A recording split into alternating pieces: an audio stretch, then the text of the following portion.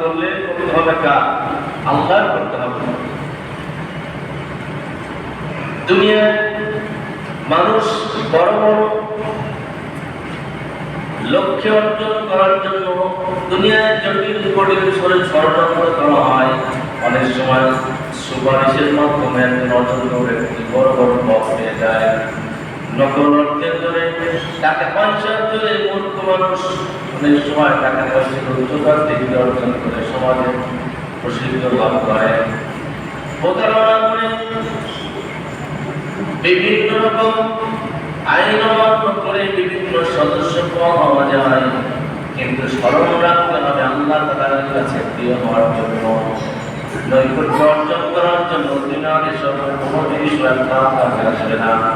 তিনি যাকে তার নৈকট্য প্রাপ্ত মাহবুব ভালোবাসার পাত্র যিনি বানাতে চান, আল্লাহ পাক তাকে যদি ইমানদার যদি হয় তাকে অনেক কঠিন কঠিন পরীক্ষা তাকে উত্তীর্ণ হতে হয়, তারপরে তিনি আল্লাহ তাকে ভালোবাসেন। আমরা দুনিয়ায় ইমানদার যদি দাবি করি, ইমানের শুধু দাবি করলে সে ব্যক্তি ইমানদার হয় না। ইমানের দাবি করার সঙ্গে সঙ্গে আল্লাহ তাআলা তাকে অবশ্যই পরীক্ষা করতে তার ইমানের দাবি কতটুকু সত্যবাদী।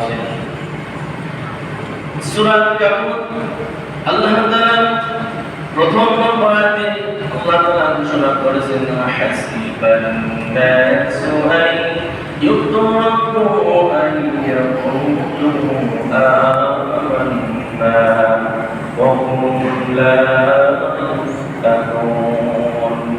আল্লাহ রাব্বুল আলামিন মানুষ এটা মনে করেছে আমি ইমান এনেছি, ইমানদার হয়ে গেছি, আল্লাহর উপর বিশ্বাস করি, আমি ইমান এনেছি কথাটা বললেই তাকে ছেড়ে দেওয়া হবে না।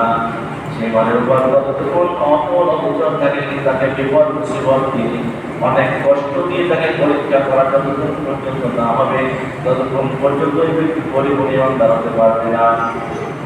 বলেছেন তাহলে কঠিন কঠিন পরীক্ষা দিতে হবে। যার ইমান যত মজবুত, যিনি আপনার জন্য প্রিয় যত বেশি হবেন, আপনার তাকে তত বেশি কঠিন জিনিসের পরীক্ষা করবেন।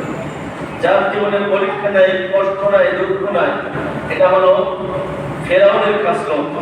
আর যার জীবনে দুঃখ কষ্ট বেশি, পরীক্ষা বেশি আপনার পক্ষ থেকে, সে ব্যক্তি আপনার কাছে তত বেশি প্রিয়টি নবীদের কাজ বলে আলহামদুলিল্লাহ। ফেরাউনের 1600 বছরের জীবনের মধ্যে মাথা ব্যথা হয় না। আর যারা ইমানদার তার যদি মাথা ব্যথা হয়, তার যদি পায়ে যদি কাঁটাও যদি দিতে, এটার জন্য সে সবর করে, আল্লাহ পাক এর কারণেও তার আমল নামে সওয়াব দিয়ে দিবেন। সুবহানাল্লাহ। ইমানদারের হারাবার কিছু নাই, যা কিছু দুনিয়াতে থাকবে সব কিছু তার জন্য কাজে আসবে।